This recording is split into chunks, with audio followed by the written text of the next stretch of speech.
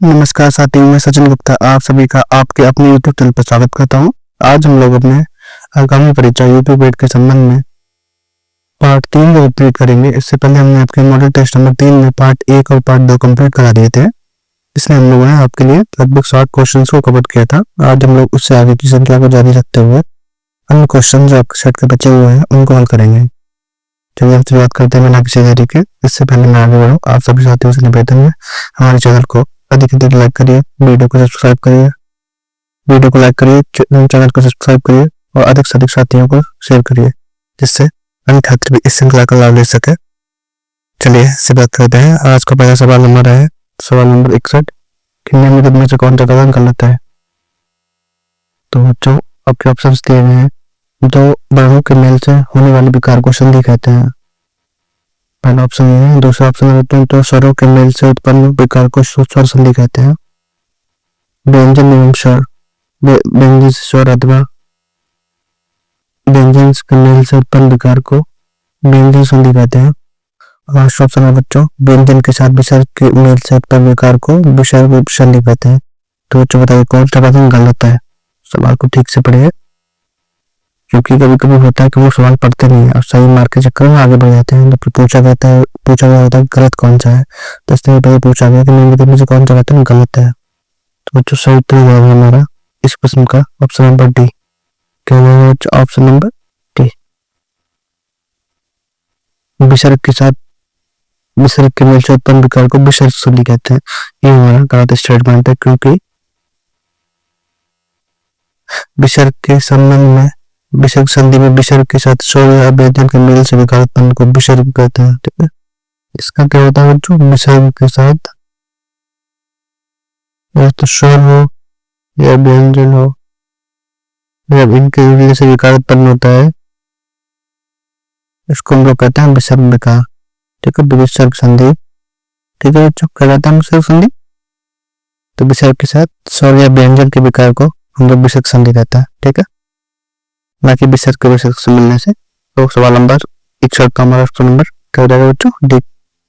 और चलिए सवाल नंबर 62 है हमारा। निम्न से कौन सा विकल्प में सही विलंब युक्त नहीं है? इसमें देखो बच्चों नहीं पूछा गया है। क्या है? नहीं पूछा गया है, नहीं है। अब ऑप्शन थे बच्चों आस्तिक का नास्तिक, झुकाव का तनाव और जटिल का गरल, और ऑप्शन नंबर डी मिलन का वियोग। तो सही उत्तर हो जाएगा हमारा ऑप्शन नंबर सी, जटिल का गरल। ये गलत ऑप्शन है बच्चों।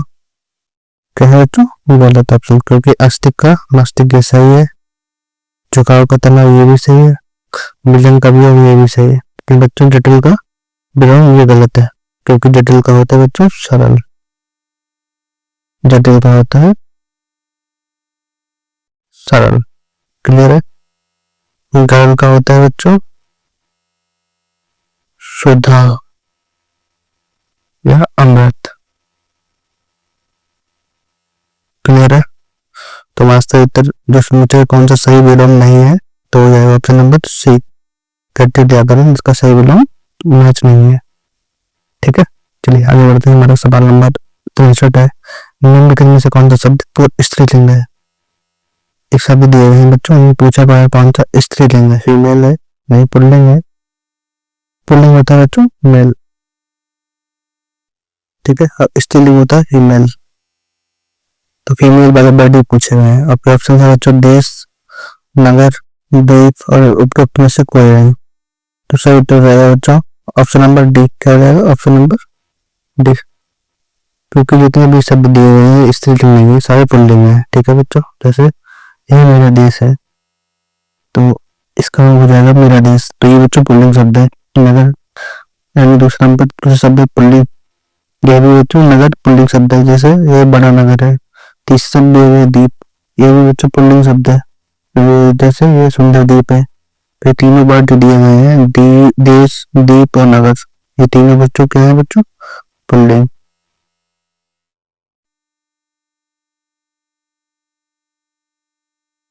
क्लियर है? तो स्त्रीलिंग पूछा गया था, इनमें से हमारा कोई नहीं है, हमारा ऑप्शन हो जाएगा डी, इनमें से कोई भी शब्द स्त्रीलिंग नहीं है। चलिए सवाल नंबर आज का 64 देखते हैं हम लोग। सवाल नंबर 64 है हमारा। दिया गया है कि जो अपने स्थान या स्थिति से बिल्कुल अलग ना किया जा सके। तो सवाल को ध्यान से पढ़िए, जो अपने स्थान या स्थिति से बिल्कुल अलग ना किया जा सके, उसके लिए क्या वर्ड यूज होगा बच्चों? ऑप्शन है पे अच्युत, अटूट, अटल और अदेय। तो इसका सही उत्तर हो जाएगा हमारा ऑप्शन नंबर ए, अच्युत। जो अपने स्थान या स्थिति से बिल्कुल अलग ना किया जा सके, तो उसके लिए क्या हो जाएगा हमारा ऑप्शन नंबर ए। ठीक है। अटल क्या होता है बच्चों? जो अपनी बात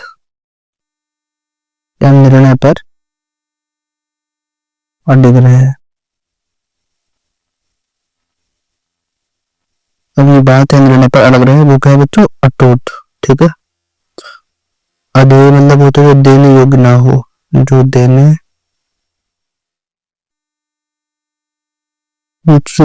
योग्य ना हो, जो देने योग्य ना हो बच्चों का है वो अदेय है। इसके अलावा अटल क्या है? अटल, अटल जो तोड़ा जा सके, जो तोड़ा ना जा सके, जो तोड़ा ना जा सके वो क्या है बच्चों? अटल। तो अपनी स्थिति या स्थान से अलग ना कर सके, वो तो ऑप्शन नंबर ए हो जाएगा सही, क्योंकि हमारे सवाल में पूछा गया था। चलिए सवाल नंबर 65 है हमारा, आदिकाल को वीर गाथा काल किसने कहा? सवाल को ध्यान से पढ़िए, आदिकाल को वीर गाथा काल किसने कहा? आपके ऑप्शन थे बच्चों, Pandit Hazari Prasad Dwivedi, doctor Rambilas Sharma, option number C Charles Grisham और उपयुक्त में से कोई नहीं। तो बताइए किसने आदिकाल को वीर गाथा काल कहा?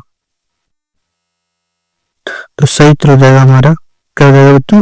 ऑप्शन नंबर डी, इनमें से कोई नहीं, इनमें से किसी ने आदिकाल को वीर गाथा काल नहीं कहा है। ठीक है। क्योंकि पंडित हजारी प्रसाद द्विवेदी ने आदिकाल को आदिकाल नाम दिया,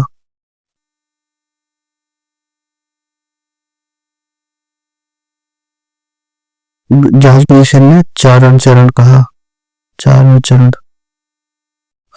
चारण काल। क्लियर है। और रामबिलास शर्मा ने भी आदिकाल को आदिकाल ही कहा। ठीक है बच्चों। तो आदिकाल को बीच गाथा काल किसने कहा बच्चों? तो भारत साहित्य हो जाता है रामचंद्र शुक्ल, रामचंद्र शुक्ल, आचार्य रामचंद्र शुक्ल ने आदिकाल को वीर गाथा काल के नाम से संबोधित किया था। ठीक है बच्चों। चलिए, ये जो भी डाटा इंटरप्रिटेशन के सवाल हैं बच्चों, इनको हम लोग बाद में एक श्रृंखला पूरी कराएंगे, जिसमें से हम लोग आपको डाटा इंटरप्रिटेशन में जितने भी सवाल हैं वो सारे एक साथ कराए जाएंगे। ठीक है। तो इनको हम लोग अभी छोड़ते हैं और आगे बढ़ते हैं, आगे सवालों को देखते हैं। ठीक है।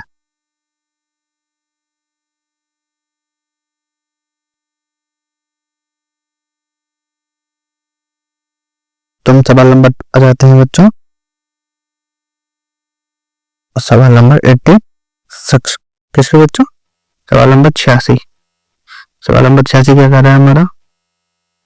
Select the most appropriate option to substitute the bold segment in the given sentence. ठीक है।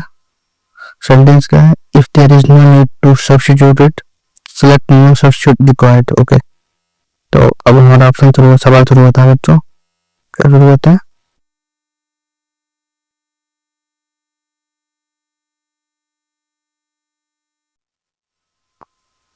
While driving down, Greece having to apply for official permission to cross two state, cross the two state। तो सवाल को ध्यान से पढ़िए आप लोग हमारा,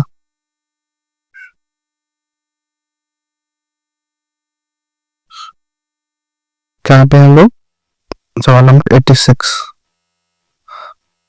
86 हमारा, while driving down Greece having to apply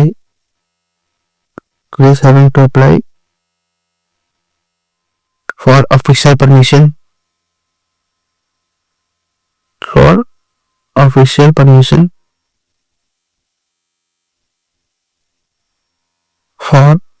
to cross the two states। तो टॉप के ऑप्शन यहाँ पे have to apply, no substitution required और had applying। तो बच्चों बताइए इस सवाल का उत्तर क्या हो जाएगा हमारा? सवाल नंबर 86, सवाल नंबर 86। तो बच्चों सवाल नंबर 86 का हमारा हो जाएगा ऑप्शन नंबर बी। क्या रहेगा बच्चों? Option number B, had to apply. क्या रहेगा बच्चों? Had to apply.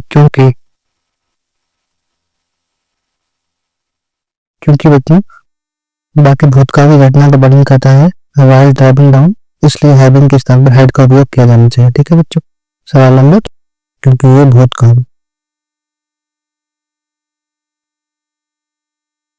पास्ट की बात कर रहा है, पास्ट सेंटेंस में है, तो यहाँ पर हैविंग की जगह क्या हो जाएगा बच्चों? Had to apply. तो हो जाएगा हैड टू अप्लाई। चलिए सवाल नंबर 87 देखते हैं हम लोग। तो सवाल नंबर 87 हमारा, select the most appropriate antonyms of the given bad.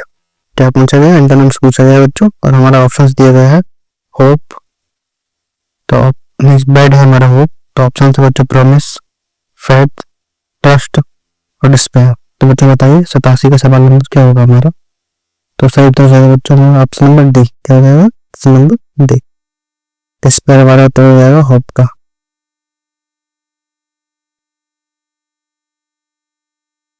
Clear है? खूब मतलब होता है ऐसा, तो इसका उल्टा हो जाएगा निराशा।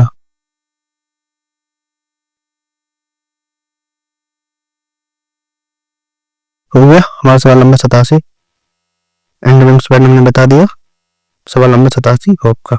Select the most appropriate one word substitution for the given group of the words. इसके लिए एक वर्ड चूज करना है बच्चों, और हमारा पर स्टेटमेंट है, a person who lives a solitary life and tend to avoid other people. A person who lives a solitary life and tend to avoid other person. एक व्यक्ति जो अकेले रहना चाहता है, उन लोगों से बचता है, उसके लिए क्या बच्चों शब्द होगा? ये हमारे सब ऑप्शन दिए गए हैं। बैकबोन, इसका मतलब होता है घुमक्कड़। दूसरा ऑप्शन बच्चा हमारा क्लाउड का मतलब एकांतवासी। ऑप्शन नंबर सी गुरु, पता ही है गुरु कौन होता है। ऑप्शन नंबर डी संत। तो बच्चों बताइए क्या होगा हमारा ऑप्शन? ऑप्शन नंबर बी, जो अकेले रहना चाहता है, दूसरों वाला करता है, वो होता है बच्चों एकांतवासी। क्या होता है? एकांतवासी। तो बस सही तरह हो जाएगा ऑप्शन नंबर बी। ठीक है, सवाल नंबर 88 का ऑप्शन नंबर बी। ये सवाल नंबर 89 है। Select the incorrectly spelled word. इनमें से एक शब्द गलत है, उसको हमको चूज करना है, कौन सा बताना है कि वो गलत शब्द कौन सा है। और आपके ऑप्शन से बच्चों ऑब्जेक्टिव, अपॉर्चुनिटी, एक्सप्लेनेशन और कॉन्टेक्चुअल। तो बच्चों सही उत्तर रहेगा हमारा क्या रहेगा? सवाल नंबर कौन सा था बच्चों हमारा? सवाल नंबर 89। तो जो सही उत्तर हो जाएगा हमारा ऑप्शन नंबर सी। क्या हो जाएगा? ऑप्शन नंबर सी गलत लिखा गया है, एक्सप्लेनेशन की स्पेलिंग गलत है यहाँ पे। तो एक्सप्लेनेशन से स्पेलिंग बच्चों का होगी, तो स्पेलिंग होगी बच्चों EXPLANATION। ये सही स्पेलिंग है बच्चों एक्सप्लेनेशन की। ठीक है, जो कि ये वाली स्पेलिंग गलत है। क्लियर है? तो बड़ा कौन सा हमसे पूछा गया था, तो हमने बता दिया कि ऑप्शन नंबर सी गलत है हमारा। ठीक है, ऑप्शन नंबर 90 सवाल, identify the segment in the sentence which contain grammatical. तो उस एक वाक्य है, उसमें एक भाग में एरर है, उनको पहचानने की कौन से भाग में बच्चों एरर है। सवाल नंबर 90 और ऑप्शन हमारा सेंटेंस है ये बच्चों, by the way will you taught me how to speak in English. हमको बताने किस भाग में गलती है, तो हमारा ऑप्शन नंबर दिए गए हैं बच्चों in English, will you taught me how to speak और बाय द वे। तो सही उत्तर हो जाएगा हमारा विल यू टॉट मी। क्या हो जाएगा बच्चों? Option number B. इस भाग में गलत दिया गया है, क्योंकि विल एक सही क्रिया क्या है बच्चों? मॉडल वर्ब है विल। क्या है? Modal verb. मॉडल वर्ब है, उसके बाद क्रिया का मूल स्थान बेस फॉर्म आता है। क्या आता है बच्चों? इसके बाद हमेशा क्रिया का बेस फॉर्म आता है। इसलिए डॉट के स्थान पर क्या लिखा होना चाहिए, टीच। फर्स्ट फॉर्म में, ठीक है। तो बिल्कुल टीच में होना चाहिए सही उत्तर। तुम्हारा ऑप्शन नंबर बी में कुछ समय ग्रामेटिकल एरर दिखाई पड़ती है, तुम्हारा सही उत्तर हो जाएगा बच्चों ऑप्शन नंबर बी। चलिए आगे बढ़ते हैं हम लोग। सवाल नंबर 91। सवाल नंबर 91 हमारा कथन एक, परीक्षा के दौरान निरीक्षकों को परीक्षा हॉल में मोबाइल फोन का उपयोग नहीं करना चाहिए। ऑप्शन नंबर निष्कर्ष 1 हो गया। निष्कर्ष नंबर 2, मोबाइल को बंद करने से। अब निष्कर्ष 1 हम पढ़ते हैं पहले। परीक्षा के दौरान कथन है हमारा, परीक्षा के दौरान निरीक्षकों को परीक्षा हॉल में मोबाइल का उपयोग नहीं करना चाहिए। और निष्कर्ष 1 है हमारा,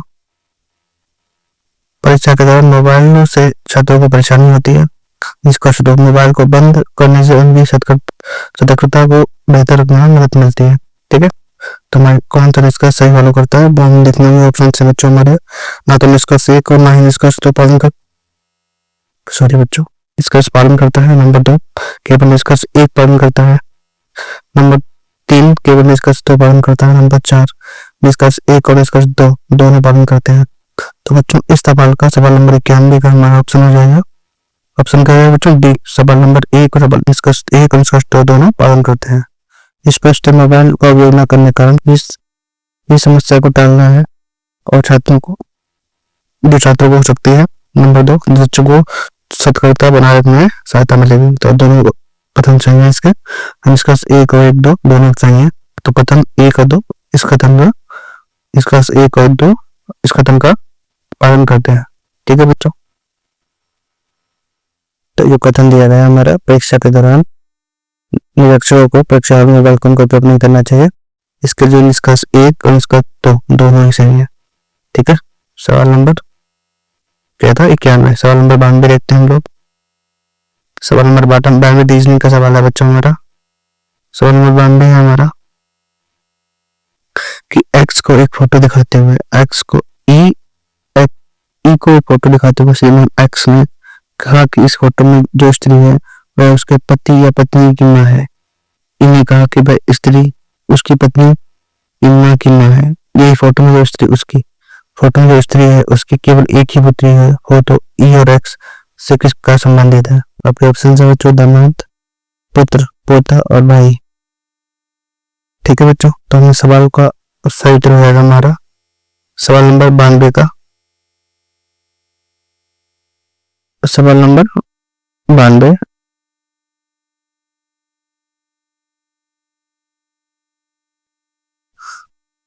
क्या हो जाएगा बच्चों, दामाद।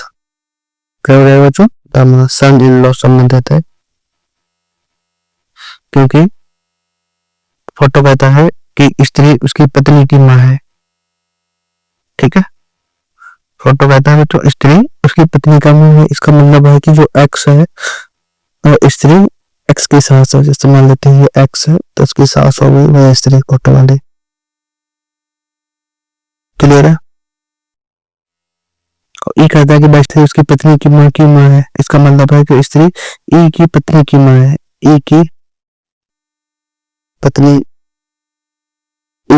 की माँ है, क्योंकि फोटो वाली स्त्री की केवल एक ही पत्नी है। इसका मतलब है कि ई की पत्नी और एक्स की पत्नी दोनों बहनें हैं। क्लियर है। यदि ई की पत्नी और एक्स की पत्नी है बहनें हैं तो ई एक्स का साला है। ई एक्स का साला है। क्लियर है, ई एक्स का साला है। लेकिन विकल्प में दामाद दिया गया है तो एक्स के संबंध में ई का पूछा गया है तो ई एक्स का दामाद है। तो एक्स पुरुष है, दामाद की भाई का रिश्ता है। तो हमारा सही उत्तर रहेगा बच्चों हमारा ऑप्शन नंबर ए। क्या होगा बच्चों, ऑप्शन नंबर ए। आप लोग डिटेल में छोड़ा रहिएगा, यहाँ पे इतनी जगह नहीं है कि हम लोग आपको डिटेल में बता पाए। आप कोशिश कीजिएगा, अगर ना हो पाए तो कमेंट करिएगा, हम लोग आपको इसको दोबारा से एक बड़े पेज पे सॉल्व करके दिखा देंगे। चलिए सवाल नंबर 93 देखते हैं। सवाल नंबर 93 क्या है बच्चों, किसी निश्चित कोड भाषा में 2937 का अर्थ आई लाइक ग्रीन एप्पल्स, 8073 का अर्थ आई लाइक ग्रीन चिलीज और 9517 का अर्थ I hate green mangoes, I like के लिए कोड क्या है ये हमको बताना है। तो सही उत्तर हो जाएगा हमारा ऑप्शन नंबर क्या हो जाएगा सी। क्या हो जाएगा बच्चों तीन। तीन बच्चों का है हमारा आई लाइक के लिए कोड है। ठीक है बच्चों, चलिए आगे बढ़ते हैं। सवाल नंबर 94 देखते हैं। सवाल नंबर 94 क्या है हमारा। सवाल नंबर 94 है हमारा, दो कारीगर एल और एम एक ही बिंदु से चलना प्रारंभ करते हैं। एल 25 मीटर पूर्व की ओर चलता है और फिर बाईं ओर मुड़कर 15 मीटर चलता है, और उसी समय एम 18 मीटर दक्षिण की ओर चलता है और फिर दाईं ओर मुड़कर 17 मीटर चलता है। इस तथा फिर उत्तर की ओर मुड़कर 33 मीटर चलता है। एल के संदर्भ में एम कहाँ है। ठीक है बच्चों, इसको आप मैप की सहायता से ऐसे लगाने की कोशिश करिएगा। तो बच्चों इसका उत्तर हो जाएगा हमारा क्या हो जाएगा बच्चों, सवाल नंबर डी। क्या हो जाएगा बच्चों, सवाल नंबर का सवाल कौन सवाल नंबर 94, सवाल नंबर 94।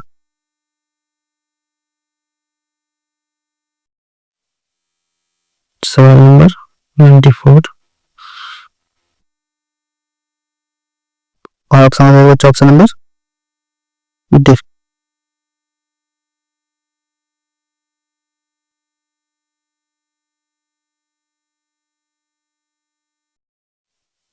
सॉरी बच्चों, सवाल नंबर 41 क्या हो जाएगा 42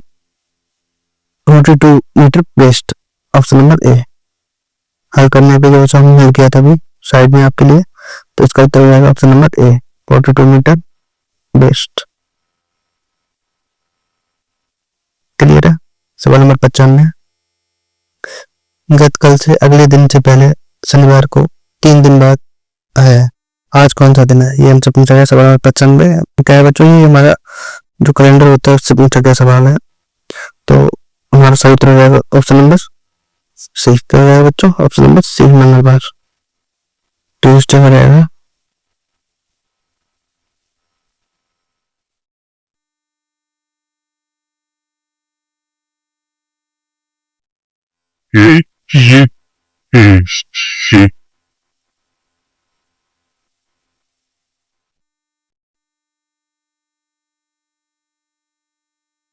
चलिए आगे बढ़ते हैं। सवाल नंबर 96। सवाल नंबर 96 हमारा है, निम्नलिखित में से कौन सा गणित सबसे बड़ा है। तो 13/16, 7/8, 31/40 और 63/80। ठीक है, तो बच्चों सही उत्तर हो जाएगा हमारा सवाल नंबर 96। सवाल नंबर 96 का सही उत्तर हो जाएगा 7/8। क्या हो जाएगा बच्चों, 7/8 का गणित सबसे बड़ा है, क्योंकि जब हम लोग हल करेंगे 13/16 को तो इसका मान 0.81। क्लियर है।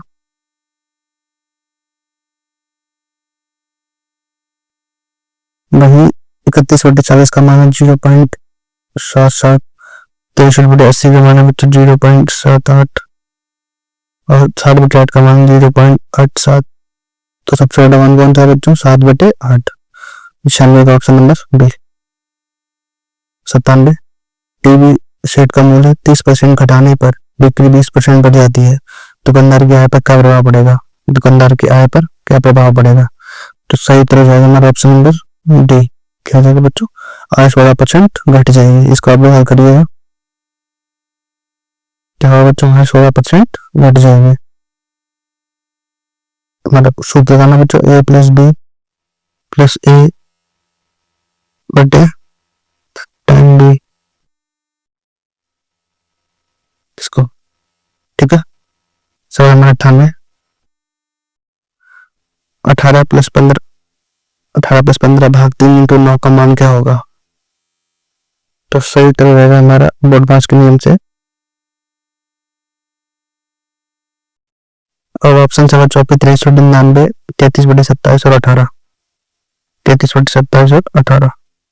तो सही उत्तर रहेगा हमारा बच्चों 63। क्या होगा 63।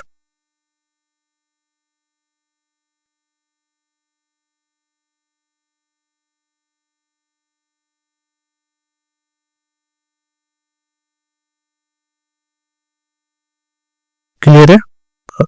सवाल नंबर 99 हमारा, √99 9 + 4/4 √5 का मान क्या होगा। अब तो सही उत्तर रहेगा हमारा सवाल नंबर 99 का। सवाल नंबर 99 का सही उत्तर हो जाएगा हमारा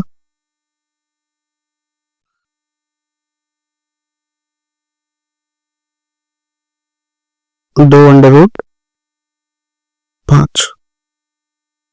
तो आज का अंतिम सवाल है हमारा, 7 क्रमिक संख्याओं का औसत 20 है, तो इन संख्याओं में सबसे छोटी संख्या क्या है? ठीक है, तो हमारा सही उत्तर रहेगा बच्चों, अब 7 संख्याएं टोटल बच्चों 20 है, तो 3 छोटी हुई इधर हुई, तो ये 21, 22 और 23 और 19, 18 और 17। तो सही तो जाएगा जवाब, सबसे छोटी संख्या है 17। चलिए आज के लिए इतना ही रखते हैं। आप सभी से निवेदन है, हमारे चैनल को अधिक से अधिक सब्सक्राइब करिए, वीडियो को लाइक करिए और अधिक से अधिक शेयर करिए। चलिए हम लोग आगामी आपके टेस्ट मॉडल नंबर 4 में मिलते हैं, जिसमें आपके द्वारा इसी तरह से अन्य क्वेश्चन को सॉल्व कराया जाए।